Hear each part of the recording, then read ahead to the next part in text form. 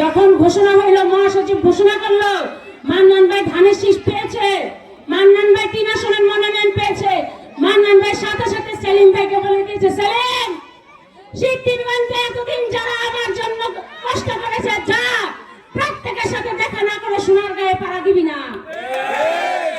আমি সেদিন বুঝতে পেরেছি আল্লাহ যা করে বান্দার মঙ্গলের জন্য করে।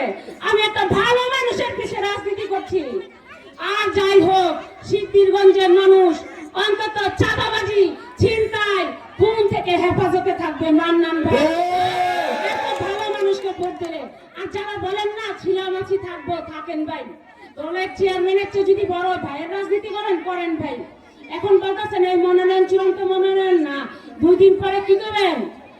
নির্বাচনে রেজাল্ট লাগে, ঘোষণা হোক, তারপরে দেখা যাবে না। আপনাদের চিনা আছে, আপনাদের দরকার নাই। আরে আওয়ামী লীগের আমলে আমি বিনা নির্বাচন করে বারবার পাস করে যাবো। আর এখানে তো প্রত্যেক ধানের শীষ। এই দেশের মানুষ প্রাণ খুলে নির্বাচনের দিন ধানের শীষে ভোট দেবে। মাইকেলাল জন্ম নেয় ধানের শীষের ভোট